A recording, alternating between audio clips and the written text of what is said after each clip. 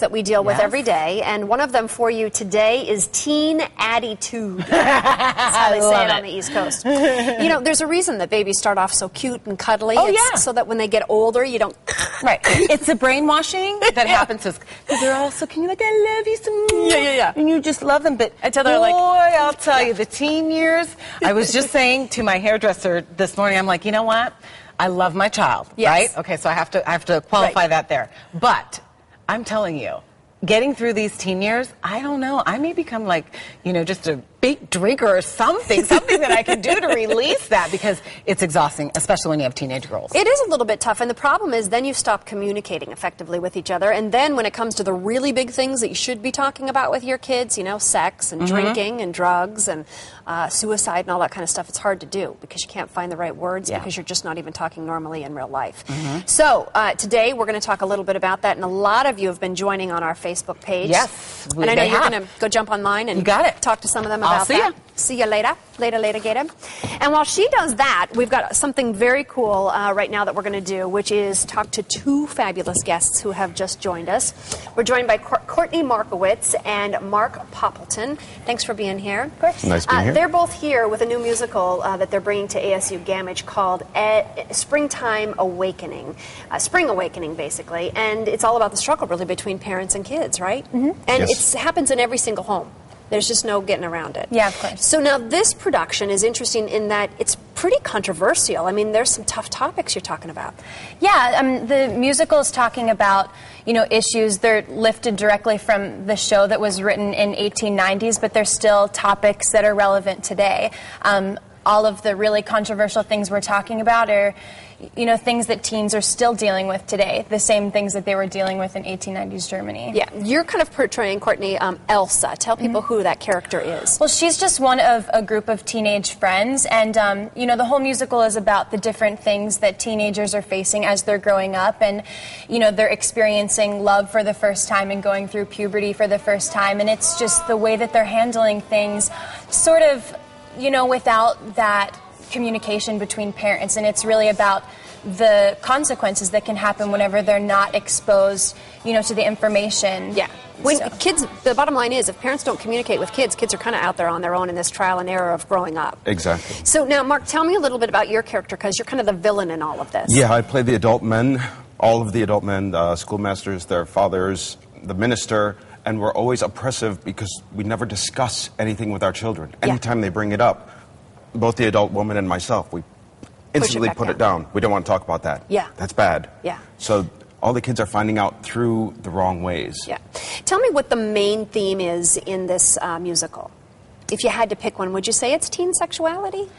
It's really just about experiencing everything for the first time, everything from your first love to, you know, sexuality and, you know, all of that. And it's really about experiencing it for the first time and the ways that you deal with all of those different things. One of the issues really is conception and teen pregnancy, and it's I think a great. It's a great topic because we don't talk about it. Kids, half the time, kids don't even know really where babies come from or how that all happens. Definitely, and I think something that's so great about our show is, you know, we're talking about themes that people won't even talk about in their own homes, and here we are, this group of, you know, teenagers and adults, and we're performing about it. Yeah. And I think, you know, a lot of strength can be found in that, and it also allows a gateway. You know, if parents and teens come and see the show together, you know, they can really leave and have their own conversations about it. The show doesn't try to sway you one way or another and doesn't give an opinion on the topics. It just presents them and shows, you know, the pros and cons of both of them. Yeah, which is beautiful because a lot of times you just, you know, one of the characters is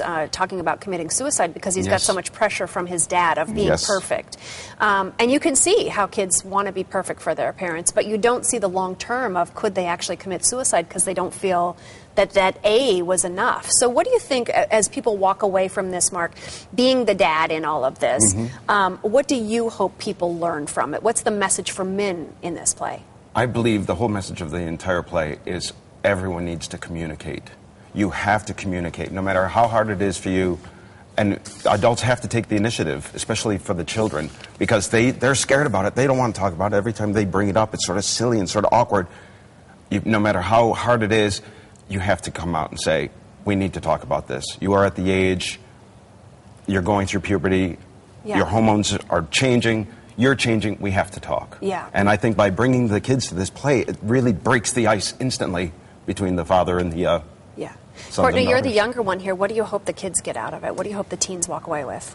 I think the most important message we have for our younger audiences is this idea that you're not alone, that, you know, these are a bunch of German students who are going through the same things that kids are going through today.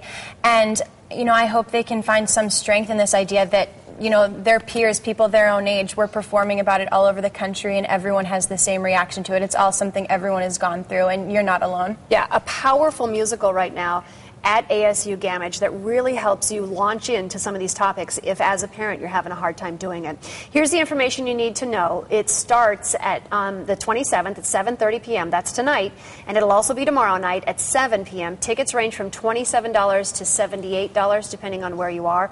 Really, really good stuff, and if you can, make it out there. Courtney Markowitz, thanks for being here. I appreciate it. Of course. And also, thanks for being here, Mark Poppleton. Thank you. All right, Daff, over to you. What are people talking about when it comes to yes. this? Well, Connie, when it comes to some teenagers that seem to be distant, do you ever feel, this is the Facebook question we asked, that you are walking on eggshells in your own home with them? What do you do? Well, we got some Facebook comments. I know I was being a little obnoxious this morning, and I said, don't go home. Of course, I was kidding when I said that.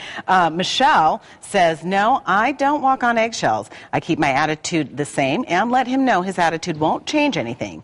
Kind of the way you treat a bully. Just ignore it. Unless he gets mouthy, then I lay down the law. Well, I like that, Michelle. Sounds like you're a tough mama there. And then Diane says, no, I have a wonderful relationship with my almost 16-year-old, and that is beautiful. That is absolutely beautiful. One more comment here I've got to read. Heidi Hill says, teenage girls are tough. I wish I knew the answer. Wait it out. I hear 20 is a magical number. I'm waiting most patiently. Well, Heidi, I wish you the best of luck with that. I'm sure she's going to turn out fabulous. So log into our Facebook page. You know you can always find us at /SmartFamily15. Join in the conversation. We want to hear your comments. And coming up, we're going to be talking about science, too, so you can comment on that on our Facebook page. Connie? All right. Well, while we're talking about